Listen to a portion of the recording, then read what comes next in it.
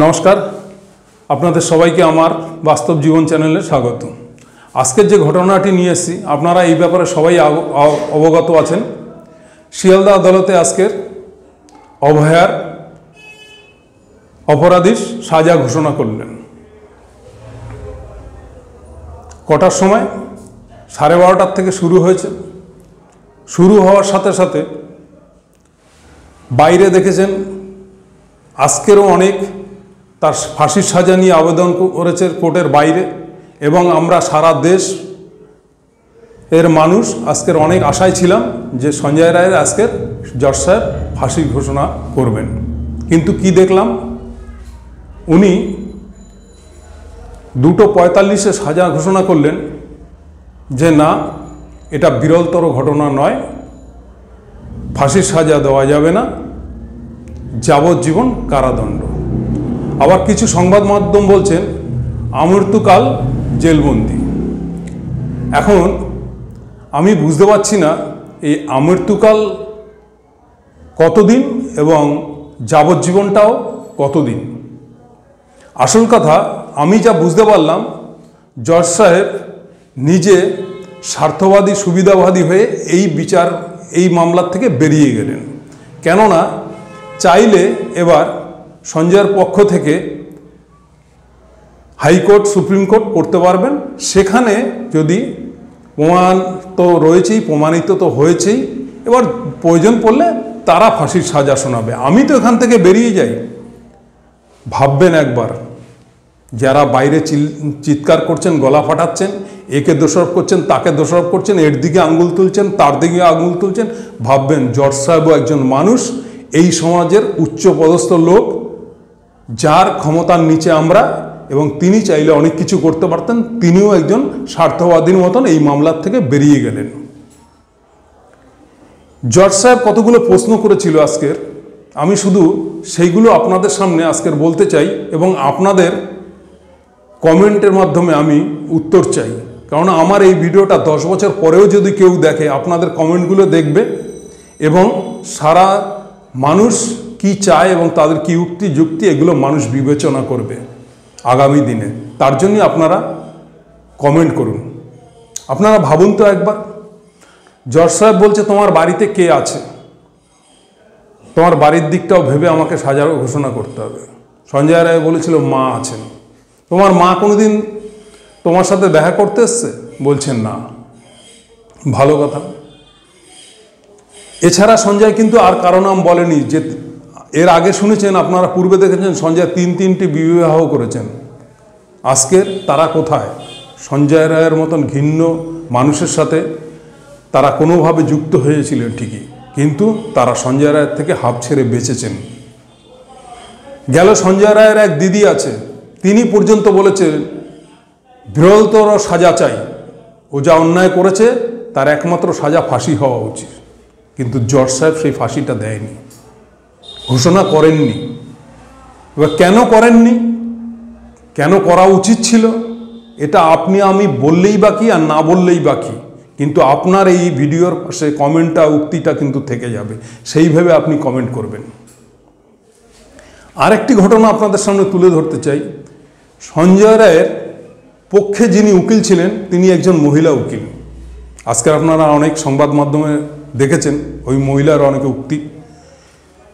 ওই মহিলা সঞ্জয় রায়ের পক্ষে জজ সাহেবের কাছে সওয়াল করেছে যে স্যার, আমার ক্লায়েন্ট তো বলছে উনি নিরপরাধ, কিন্তু কোনো প্রমাণ তথ্য দিয়ে নিরপরাধ প্রমাণ করতে পারেনি। সব ওরই বিপক্ষে, যা কিছু আছে সবই ওর বিপক্ষে। যত রকম প্রমাণ হয়েছে সবটাই ওর বিপক্ষে গেছে।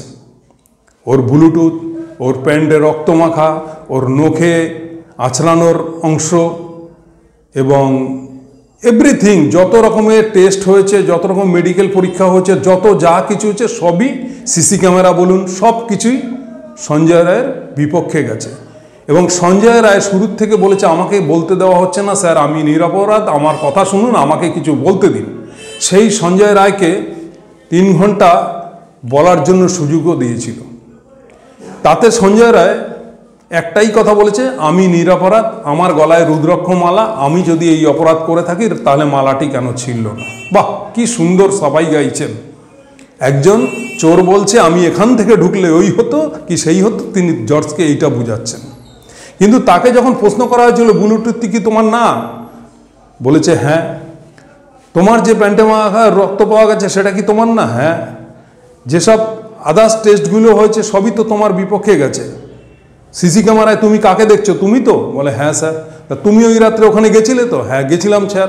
তোমার সাথে কেউ ছিল, না স্যার। আর কারো যুক্ত আছে এতে, না স্যার। তুমি যদি মনে করো তোমাকে কেউ সহযোগিতা করেছে, তোমাকে কেউ প্রেশার কিট করিয়েছে, তোমাকে কেউ সাহায্য করেছে, তোমার সহযোগিতা করেছে, তোমার উপরে প্রেশার ছিল, চাপ ছিল, তোমাকে দিয়ে করানো হয়েছে, বলো তাদের নাম। তোমার সব রকম সিকিউরিটি ভার আমাদের উপর, তোমার কিচ্ছু হবে না, তুমি নাম বলো।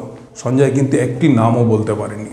যারা এতদিন বলছিলেন সঞ্জয়ের উপরে প্রেশার আছে, অমুক আছে, তমুক আছে, সঞ্জয় নাম বললে অনেকের নাম বেরিয়ে যাবে। দেখুন, কোনো মৃত্যুর মুখের ব্যক্তি নিজের কথা না ভেবে অন্যকে বাঁচাতে যাবে না, সে নাম বলতে পারতো। কিন্তু আমি তবু বলবো, জানি না আমি কেউ আছে কি না আছে, আমি সেই বিতর্কে যাব না। কিন্তু জজ সাহেব আজকের যেটি করলেন সেটা কি করলেন, তিনি সুদক্ষে এই মামলার থেকে বেরিয়ে গেলেন এবং আজীবনকাল বলুন আর যাবজ্জীবনকাল বলুন সাজা ঘোষণা করে বেরিয়ে গেলেন। এবার তুমি হাইকোর্ট সুপ্রিম কোর্ট করে মরো। এর পূর্বেও একটি মামলা দেখেছেন বাম আমলে, সেটা হচ্ছে ধনঞ্জয়ের ক্ষেত্রে। 14 বছর জেল খাটার পরে তার ফাঁসি হয়েছিল, মানে 14 বছর তাকে বাঁচিয়ে রাখা হয়েছিল। এবং জজ সাহেব আর একটা জিনিস করলো, ধর্ষণের জন্য 7 লক্ষ টাকা এবং মৃত্যুর জন্য মানে খুনের জন্য 10 লক্ষ টাকা দিতে হবে, সেটা রাজ্যকে দিতে হবে, সেটা উনি ঘোষণা করে দিয়ে গেলেন। তাহলে মুখ্যমন্ত্রী যখন তার বাড়িতে গিয়ে 10 লাখ টাকা দিতে চেয়েছিলেন, বলেছিল মা তুমি আজকের অসহায়, তুমি সর্বহারা হয়েছ, আমি তোমার মেয়েকে ফিরিয়ে দিতে পারবো না, তুমি মেয়ের নামে যদি কিছু করতে চাও এই অনুদানটা আমি করতে ইচ্ছুক এবং আমি সর্বোচ্চ শাস্তির দাবি করছি, অপরাধীর যেন ফাঁসি হয়। সেটা খুব অপরাধের চোখে নিয়েছিলেন। আসল কথা, আমি যদি একটি অন্য দলের হই তাহলে আমাকে এই কথাটাকে ব্যঙ্গ করতে হবে, কারো জীবনের দাম 10 লাখ টাকা দিয়েছে এটা বলতে হবে। কিন্তু আজকের যখন জজ সাহেব 17 লাখ টাকা বললো, এবার কি বলবেন তা বলুন। এবার আপনারাই বলুন, যারা এই কথা বলেছিলেন আজকেরও উত্তরটা আপনারা বলবেন। এই 17 লাখ টাকা কি ওই অভয়ার দাম, অভয়ার জীবনের দাম? আরও অভয়া কাণ্ড ঘটবে এবং ঘটলে পরে 17 লক্ষ টাকা রাজ্য দেবে, মানে জজ সাহেব কি এটা বলতে চেয়েছেন? এবার আপনারাই সেই উত্তরটা দেবেন। আপনাদের কাছে এই প্রশ্নটা রাখলাম, এইটা কমেন্টের মাধ্যমে আপনারা জানাবেন। দ্বিতীয়ত কথা, আজকের ভাবুন তো অভয়ার মা বাবার কথা। একবার ভাবুন চোখ বন্ধ করে, একবার চোখ বন্ধ করে ভাবুন অভয়ার বাবা মার কথা, যে আজকে তারা পৃথিবীর বুকে 17 লাখ টাকা দিয়েই বা কী করবে, আর তারা কি আশায় বাঁচবে। রাত যখন ঘনিয়ে আসে তখন তাদের কাছে অন্ধকারটাও দিন মনে হতে পারে। তাদের যা মেন্টাল অবস্থা এবং মানসিক অবস্থা, দৈহিক অবস্থা সব কিছু, এবং তাদের বয়স, কেননা তাদের জীবনের একটি সম্বল ছিল, একটি নক্ষত্র ছিল, ধ্রুব তারা ছিল, সেটা ছিল ওই অভয়া, তাদের মেয়ে। তাকে তিল তিল করে ওই জায়গায় তৈরি করেছিলেন সব কিছু দিয়ে। তার মা বাবা, অনেক আশা স্বপ্ন ছিল। সেই মেয়েটিকে যখন ভাববে, সেই নক্ষত্রকে কোনো নেকড়ে বাঘ একটু একটু করে ছিঁড়ে খাচ্ছে, এই কথাটা যখন তাদের মস্তিষ্কে ঘুরবে এবং চোখের সামনে ভাসবে, অথচ সেই বাবা মা কিছু করতে পারছে না, বড় অসহায়, তার থেকে জ্বালা কি বলুন। আজকে সঞ্জয় রায় কিন্তু বিন্দাস জেলের মধ্যে ऐशो आरामे जीवन যাপন করবে, কিন্তু অভয়ার বাবা মা কিন্তু এই যন্ত্রণায় রাত দিন ছটপট করবে। ভাবছেন একবার কি নিদারুণ কষ্টের জীবন। তাহলে জজ সাহেব আজকের কি কষ্টের জীবন এই অভয়ার বাবা মাকে উপহার দিল, একবার ভাবুন তো। আরেকটা কথা বলি, যে মহিলা উকিল ছিলেন তিনি বলছে, জজ সাহেব সঞ্জয় রায়ের ফ্যামিলির কথা ভেবে, সঞ্জয় রায়ের সবই তো বিপক্ষে প্রমাণ হয়েছে, সঞ্জয় রায়ের পক্ষে বাঁচার পক্ষে আমি কোনো প্রমাণ তথ্য তুলে দিতে পারিনি, কিন্তু একটাই আমার আবেদন, সঞ্জয় রায়ের বাড়ির লোকের কথা ভেবে এমন কিছু শাস্তি দেবেন না যে সঞ্জয় রায় পৃথিবীর থেকে চলে যাক। সঞ্জয় রায়কে এর অনুশোচনা এবং ভালো হওয়ার সুযোগ করে দেওয়ার মতন, যাতে নিজে পরিবর্তন করতে পারে নিজেকে, অনুশোচনায় যাতে ভালো হতে পারে এবং নিজেকে সুস্থ করতে, নিজেকে ভালো করতে ওকে একবার সুযোগ দিয়ে যাতে দিতে পারেন, সেই রকম শাস্তি ঘোষণা করুন। তাহলে উনিও তো একজন মহিলা ছিলেন, এই রাজ্যের মহিলা। উনি বলছে সঞ্জয় রায়কে সুস্থ হতে এবং ভালো হতে হওয়ার সুযোগ দেওয়া হোক, এমন একটি সাজা ঘোষণা করা হোক। তার মানে কি, ওকে বাঁচিয়ে রাখা হোক, জেলে রাখা হোক। কে বলছে? না সঞ্জয় রায়ের পক্ষের উকিল বলছে। কি না, তিনি মহিলা উকিল একজন। ভাবতে পারছেন? বহু মহিলারা তো বলেছিলেন পুলিশ তোমার ঘরে মেয়ে আছে, অনেক গলা ফাটিয়েছিলেন। আজকের ওই উকিলের সম্বন্ধে বলুন, ওই উকিলকে গিয়ে বলুন, উকিলের বাড়িতে গিয়ে ধর্ণা দিন যে তোমার মেয়ে আছে, তোমার এই আছে। কেউ যাবেন না, জানি কেউ যাবেন না। অনেক পুলিশকে অনেক রকম নোংরা ভাষায় বলেছিলেন, যা তা ভাষায়। আমরা অনেক ভিডিও ক্লিপ দেখেছি, অনেক সংবাদ মাধ্যমে সেই খবরগুলো দেখেছি। আর যারা রাত দখল করেছিলেন তাদের কথা নাই বা বললাম। অনেক অর্ধনগ্ন পোশাকে অনেক মহিলাদের দেখেছি, হাতে সিগারেট, এক হাতে বিয়ারের বোতল নিয়ে আপনি রাত দখল করতে গেছেন। অনেক রকম কথাই দেখেছি, অনেক রকম খবর দেখেছি, টিভির মাধ্যমে দেখেছি, সংবাদ মাধ্যমে দেখেছি, এবং রাত দখল দেখতে আমরা গিয়েও দেখেছি। এগুলো আমার কাছে অনেক তথ্য প্রমাণ এগুলো রয়েছে। তা খুব আজকের দিনটার মতন বেদনাদায়ক দিন আমার কাছে খুব কম এসছে। কেননা আমি স্বপ্নেও কোনো দিন ভাবতে পারিনি যে সঞ্জয় রায়ের ফাঁসি হবে না। কেননা যা সমস্ত সাক্ষ্য প্রমাণ কিন্তু সঞ্জয় রায়ের বিপক্ষেই ছিল। কোনো একটি প্রমাণ দেখাতে পারিনি যেটা সঞ্জয় রায়ের পক্ষে ছিল। তাহলে তার ফাঁসি হলো না। তা সত্ত্বেও তিনি আজীবন জেলে, যাবজ্জীবন জেল। আবার কি বলেছেন, 50,000 টাকা বন্ড দেবেন, যদি না দিতে পারেন আরও 5 বছর জেল। আচ্ছা, আপনাদেরকে একটা কথা বলি, জানেন পশ্চিমবাংলায় কতগুলো মামলা চলছে এরকম যাবজ্জীবন জেল? সেখানে এই যাবজ্জীবন তো মানে 14 বছর, সেটা ওদের খাতায় অনেক সময় 10 বছরও চলে আসে।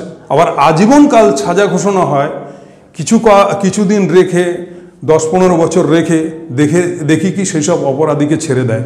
আমার কাছে যদি কেউ জানতে চান, আমার কমেন্টের মাধ্যমে বলবেন, আমি যে স্থান এবং কোন লোক, কোথায় বাসিন্দা, কোথাকার কি অপরাধ সব বলে দেবো।